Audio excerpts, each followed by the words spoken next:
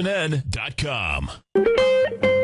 Welcome back, folks. 877-927-6648. Give us a call, folks. Want to know what's going on in your world and the world of TFNN, as we're going to have each and every Wednesday at 35 past the first hour. We get our man, Mr. Ken Shreve from TheStreet.com. Ken Shreve, what's going on? Hey, Tom, everything's good. How are you? Good, man. Good. So, talk to me about this market. How are you navigating this market right now? Well, not real keen on the market technicals right now. I think the market's making a pretty convincing case that it wants to head lower. We are still dealing with a resilient market. That being said, and the NASDAQ is trying to firm up at its 50-day moving average. I just don't think it's going to be able to do it. I think there's been enough distribution, professional selling, heavier volume declines in the NASDAQ since February 9th. I mean, typically when you see that type of heavy volume selling, it's usually a sign of more to come. So I think in the near term, the NASDAQ's recent intraday low, 2677, could get taken out. That's about, maybe 60, 70 points lower. And I think the pullback, I really don't expect that it will exceed 10%, but I think there's more to go here.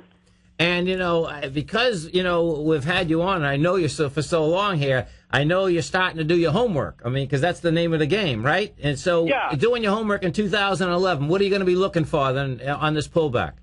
Well, definitely. Again, looking for stocks that hold up the best during the pullback. Now, I should say, I mean, this market is so fickle.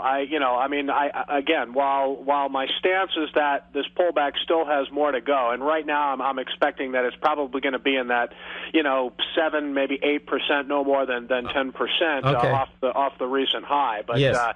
With every pullback, comes opportunity. So you're going to want to, keep an eye on the stocks that held up the best. And when the selling, eventually, runs its course, and I think the pullback is going to be fairly quick. I don't think this is something that's going to extend out over, several weeks or even several months. It's just such a fast-moving market now. I think, any pullback that we see from here is going to be, fast and furious, and then boom, you're going to get a follow-through day, and, you're going to want to be, looking at stocks setting up. And again, that's just where you want to look at the bullish technical setups out there. I'm going to be more interested in looking at stocks near highs as opposed to stocks that are trying to come off their bottoms. And, that's basically where I'm at right now.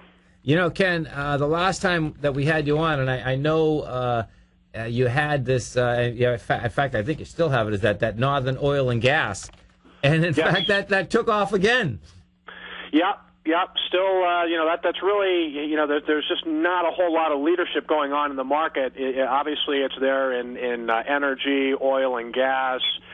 Gold continues to work. The GLD is really doing what it can to break out over $140 a share.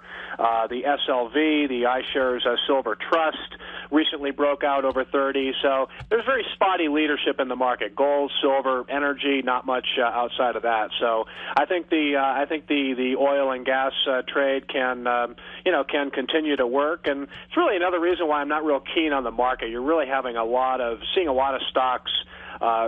Particularly the leading stocks over the past 6 months. I mean, your Salesforce.coms, a company like Deckers, a company like Netflix, which is, still, trying to hold above its 50-day moving average, but there's just been so much distribution, professional selling in these names.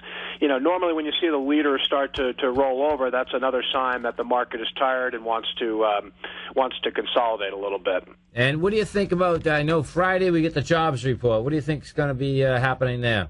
Well, I think that, this whole job situation is really, it's almost like a coiled spring. I mean, expectations were high last month when they were expecting a big number and it wasn't. I think we could see a number of 250,000. I'm not sure how the market's going to respond to it, but it could head higher. But again, I'm still very defensive right now and not being aggressive at all with new purchases. Listen, Ken, we really appreciate the update. Look forward to speaking to you next week. Okay, thanks, Tom. We're coming right back, folks. Tom O'Brien's weekly newsletter, The Gold Report, gives traders, investors, and money managers a thorough strategy for trading in the gold market.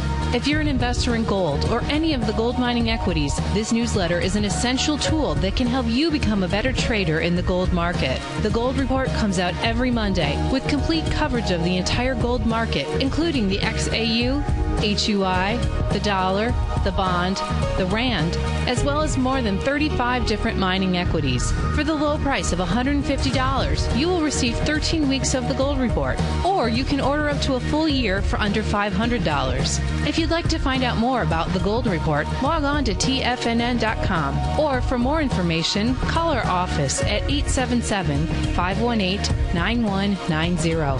That's 877-518-9190.